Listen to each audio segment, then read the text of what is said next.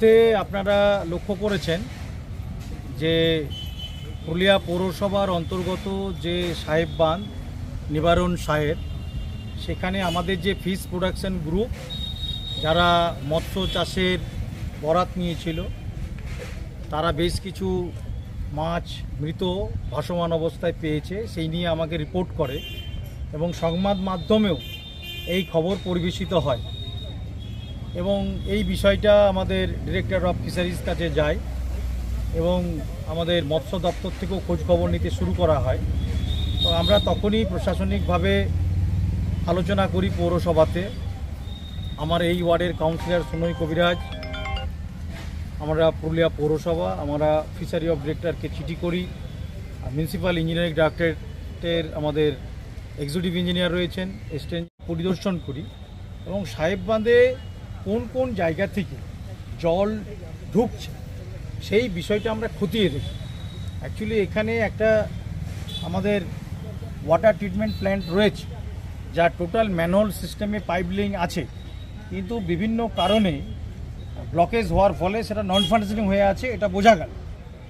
আমরা তাই এখানে সরেজমিনে পুরো বিষয়টা দেখলাম যে অবিলম্বে ওই এসটিপিটাকে ফাংশনিং করতে হবে এবং এখানে ফিশারি অফিসাররা রয়েছেন, আধিকারিকরা রয়েছেন, তারা ইতিমধ্যে কিছু সাজেশন দিয়েছেন ফিশ প্রোডাকশন গ্রুপকে, আরও বেশি করে চুন দিয়ে বা যে জায়গাগুলোতে এটা হচ্ছে সেখানে কিভাবে তারা মেনটেন করবেন।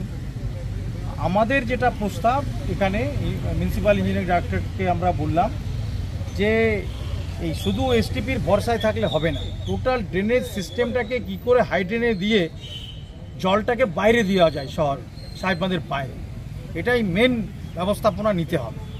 কারণ দীর্ঘদিন ধরে এসটিপি নন ফাংশনিং থাকার ফলেই এটা ঘটছে।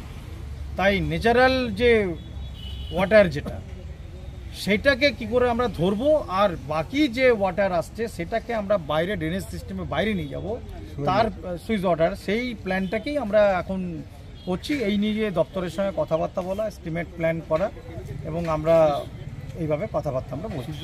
একটা সমস্যা ছিল বোধহয়, সেটাও কি হবে এখানে? সেটাও আমরা প্রস্তাবে রেখেছি যে অতিরিক্ত বর্ষার সময় যে জল হয়ে যায় সেই জলটাকে, স্ট্রং ওয়াটারটাকে আমরা সাহেব বাঁধে নিতে পারি কিনা, ওনারা বারবার দাবি ছিল। সেটাও আজকে আমাদের এখানে রয়েছেন আমাদের এক্সিকিউটিভ ইঞ্জিনিয়ার এমএডি, তাদেরকে বললাম, কারণ পুরো এই এসটিপি এবং এই